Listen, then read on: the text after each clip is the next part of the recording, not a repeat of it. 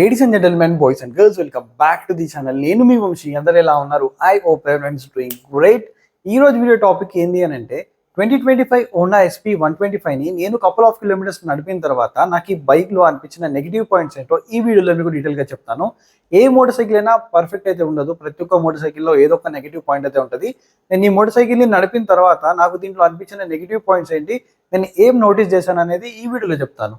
నేను చెప్పే negative points అన్ని కూడా నేను నడిపినప్పుడు నాకు ఏమనిపించింది అనేదే చెప్తాను. ఇదంతా కూడా నా పర్సనల్ ఒపీనియన్ మాత్రమే.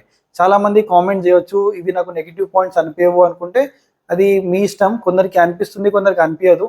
సో నాకు అనిపించింది మీకు అనిపించదు, మీకు అనిపించింది నాకు అనిపించదు. సో నాకేమనిపించిందో అది మాత్రమే చెప్తాను. ఎవరైనా హోండా ఫ్యాన్ బాయ్స్ ఉంటే కింద మాత్రం కామెంట్ చేయకండి. చాలా మందిని చూసాను నేను, రైడర్ గురించి చెప్తా ఉంటే రైడర్ బెస్ట్ అని చెప్పి కొందరు అంటారు, రైడర్ వేస్ట్ అని చెప్పి కొందరు అంటారు.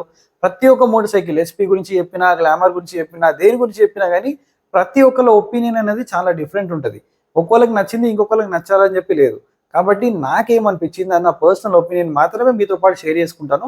ఎవరికైనా యూజ్ అవుతుంది అనుకుంటే వీడియోని చూడండి, లేదంటే ఇక్కడికే స్కిప్ చేసేయండి, ప్రాబ్లం అయితే ఏమీ లేదు.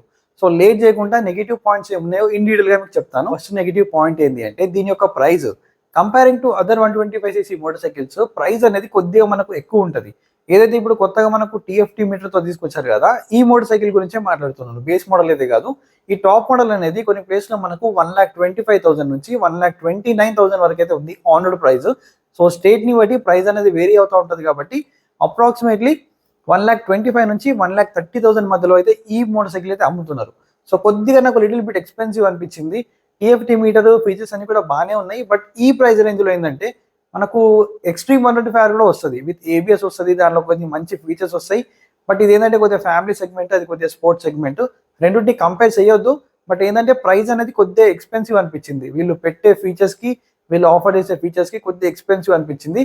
ఒక 1,20,000 22,000 వరకు తీసుకొచ్చినా బాగానే ఉండేది, కానీ కొద్దిగా ఎక్కువ అనిపించింది. 10-11 కొద్దిగా ఎక్కువ బెటర్ అనిపించింది నాకైతే. సెకండ్ నెగిటివ్ పాయింట్ అనేది దీని యొక్క రియర్ సస్పెన్షన్ అనేది చాలా స్టిఫర్ సైడ్ లో ఉంటుంది, చాలా హార్డ్ గా ఉంటుంది. మీరు నార్మల్ రోడ్ పైన వెళ్తున్నప్పుడు ఎటువంటి ప్రాబ్లం ఉండదు, చాలా కంఫర్టబుల్ అనిపిస్తుంది. బట్ ఎప్పుడైతే కొద్దిగా మట్టి రోడ్లో, గుంతల రోడ్లో వెళ్తున్నప్పుడు ఆ సస్పెన్షన్ అనేది చాలా స్టిఫ్ అనిపిస్తుంది. సో ఎవరైతే కొద్దిగా కంఫర్ట్ ఎక్కువ కోరుకుంటున్నారో వాళ్ళకి ఇదంతా కంఫర్టబుల్గా అయితే ఉండకపోవచ్చు. కంపేరింగ్ టు గ్లామర్ అనేది చాలా కంఫర్టబుల్గా ఉంటుంది. మీరు ఎలాంటి రోడ్లో వెళ్ళినా కూడా రియర్ సస్పెన్షన్ అనేది చాలా ఈజీగా హ్యాండిల్ చేస్తుంది. ఎవరికైతే ఆల్రెడీ బ్యాక్ పెయిన్ ఉంటుంది కదా, వాళ్ళు ఈ మోటార్ సైకిల్ని కొద్దిగా స్కిప్ చేసేయండి. ఎందుకంటే మీకు ఫ్యూచర్లో బ్యాక్ పెయిన్ అనేది మళ్ళీ ఇంకెక్కువ అవ్వచ్చు. కొద్దిగా పొలం పనులకు ఎక్కువ యూజ్ చేస్తారనుకుంటే SP అనేది స్కిప్ చేసేయండి. ఎందుకంటే మీకు ఆల్రెడీ బ్యాక్ ప్రాబ్లం అనేది ఉంటే ఈ మోటార్ సైకిల్ తీసుకున్న తర్వాత బ్యాక్ ప్రాబ్లం అనేది ఎక్కువ అవుతుంది. నేను ఈ బైక్ లో నోటీస్ చేసిన థర్డ్ నెగిటివ్ పాయింట్ వచ్చేసి దీంట్లో ఫ్రంట్ అండ్ బ్యాక్ మనకి టైర్స్ ఏవైతే ఉన్నాయి కదా, చాలా స్లిమ్ టైర్స్ ఉన్నాయి. దీనివల్ల డెఫినెట్లీ మైలేజ్ లో మనకు ఇంప్రూవ్మెంట్ అనేది వస్తుంది. బట్ ఏంటంటే టైర్స్ అనేది అంత ప్రాపర్ గ్రిప్ అనేది ఇవ్వవు. నేను సడన్ గా ఎప్పుడైతే బ్రేక్ అనేది అప్లై చేశాను కదా రియర్ది, ప్రతిసారి రియర్ వీల్ అనేది స్కిడ్ అవుతుంది. అంత ప్రాపర్ కాన్ఫిడెన్స్ అయితే రావట్లేదు. టైర్స్ అనేది కొద్దిగా ఇంప్రూవ్మెంట్ చేస్తుంటే బాగుండేది. బట్ ఏంది అని అంటే టైర్స్ అనేది మనకు సెక్షన్ పెరిగిన కొద్దీ మనకు మైలేజ్ అనేది అక్కడ డ్రాప్ అవుతూ ఉంటుంది. సో కొద్దిగా మనకు 110 సెక్షన్ అన్న ఇచ్చుంటే బాగుండని చెప్పి నా పర్సనల్ ఒపీనియన్ మాత్రమే. ఫోర్త్ నెగిటివ్ పాయింట్ వచ్చేసి దీని గేర్ షిఫ్టింగ్ లో కొద్దిగా ఇష్యూ అయితే ఉంది. ప్రతిసారి మనకు గేర్ షిఫ్ట్ చేసేటప్పుడు ఒక్కోసారి గేర్స్ అనేది మనకు ఫాల్స్ న్యూట్రల్ అవ్వడం కానీ, లేకపోతే ప్రాపర్ గా గేర్ షిఫ్ట్ అవ్వకపోవడం, బేసికలీ ఏంటంటే గేర్ అనేది స్ట్రక్ అయిపోతుంది మధ్యలో. ఈ ఇష్యూ అనేది నేను నోటీస్ చేశాను. అండ్ కొందరు ఓనర్స్ ని కూడా అడిగాను, వాళ్ళు కూడా ఈ ప్రాబ్లం అనేది ఫేస్ చేశారని చెప్పి అంటున్నారు. అండ్ ఇంకొందరు ఓనర్స్ ఏంటంటే కొన్ని ప్రాబ్లమ్స్ అనేది నాకు చెప్పారు. అవి ఈ వీడియో లాస్ట్ లో అయితే చెప్తాను మీకు. ఇంట్లో ABS అనేది ఇప్పటికి కూడా మనకి ఇవ్వట్లేదు.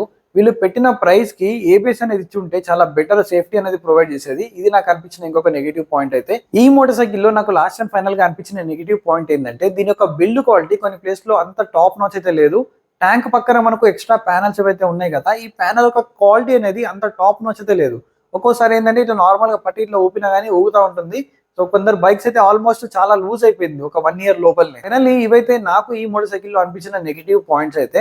అండ్ కొందరు కస్టమర్స్ నేను అడిగిన తర్వాత వాళ్ళు నాకు చెప్పిన ఫీడ్బ్యాక్ ఏంటి అంటే రియర్ టైర్ కి మడ్ గార్డ్ అయితే లేదు. దీనివల్ల ఏంటంటే వర్షాకాలం రియర్ సెక్షన్ మొత్తం బురద అయిపోతుంది, రైడర్ పైన కూడా వచ్చి మట్టి అనేది పడుతుంది అని చెప్పి అన్నారు. ఇది ఒక మైనస్ పాయింట్ అయితే నోటీస్ చేశారు.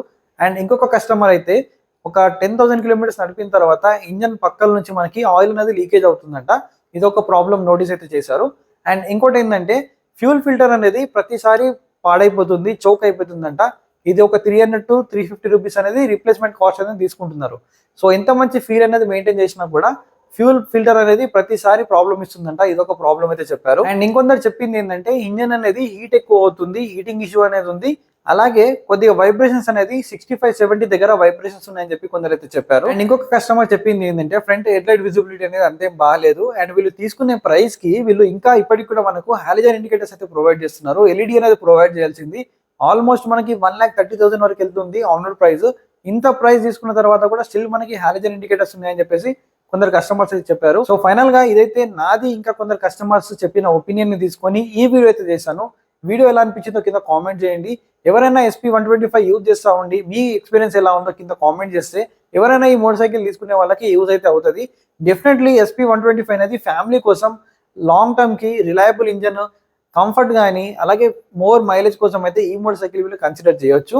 కానీ ఈ మోటార్ సైకిల్లో ఇవి కొన్ని నెగిటివ్ పాయింట్స్ అయితే ఉన్నాయి, కొనే ముందు ఇవి కన్సిడర్ చేసుకోండి, ఎందుకంటే కొందరికి ఇవే మేజర్ నెగిటివ్ అవ్వచ్చు. సో వీడియో ఎలా అనిపించిందో కింద కామెంట్ చేయండి. మళ్ళీ ఒక ఇంట్రెస్టింగ్ తో కలుస్తాను. Take care, keep loving, keep supporting. Signing off your moto boy VK.